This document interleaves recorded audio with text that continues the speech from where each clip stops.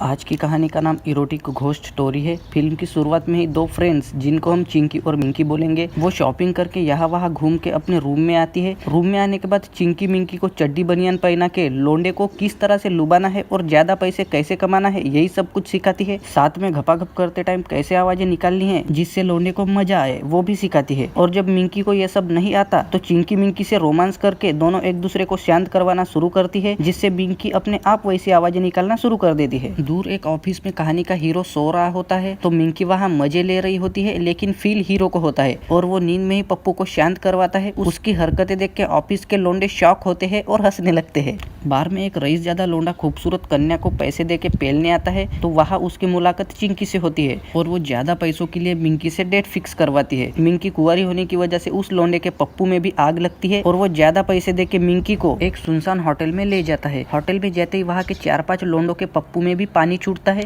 मिंकी को भी बहुत ज्यादा पैसे मिल रहे होते हैं तो वो भी बहुत खुश होती है और उस लोंडे से खुदवाने रूम में जाती है। कपड़े निकाल ही रही होती है तो वो लोंडा मुझे ऐसे मजे नहीं आते ऐसा बोल के उसके हाथ बांध के घपाघप करना शुरू ही कर रहा होता है। तभी होटल के 4-5 लोंडे उसे बुला के मारने की धमकी देके खुद मिंकी के साथ टपाटप करने जाते हैं। वो नाना बोलती है लेकिन पांचों दोस्त एक के बाद एक मिंकी को जम के ठोकते हैं। वो मिंकी को पेलते हैं लेकिन ऑफिस में हीरो को मजे आने लगते हैं, जिससे फिर से उसके ऑफिस में मजाक बनता है। वो 5-6 लोंडे मिंकी को इतना ज्यादा कुटवाते हैं कि उसकी डेथ हो जाती है तो वो लोंडे भाग जाते हैं। यहाँ हीरो को अजीब सा एहसास होता है। मिंकी उठती है और कपड़े पहन के रोने लगती है। तभी उसे उसकी बॉडी दिखती है, जिससे उसे समझ आता है कि मैं मर गई हूँ और अब मैं आत्मा हूँ। ऑफिस में हीरो को मिंकी की खबर मिलती है, लेकिन वो मिंकी को न जानते हुए भी अपने दोस्त से बात करके मिंकी के घर जाने के लिए निकल पड़ता है। मिंकी अपने घर आती है और मैं रिवेंज लूंगी ऐसा वैसा सोचती ही रहती है। तभी चिंकी वहाँ आती है और ये सब मेरी वजह से हुआ है ऐसा सोच के बहुत रोती है। साथ में मैं उनको छोड़ूंगी नहीं, रिवेंज लूंगी ऐसा भी बोलती है। अगले दिन हीरो पता लगा कि मिंकी के घर आता है तो वो छुपती है,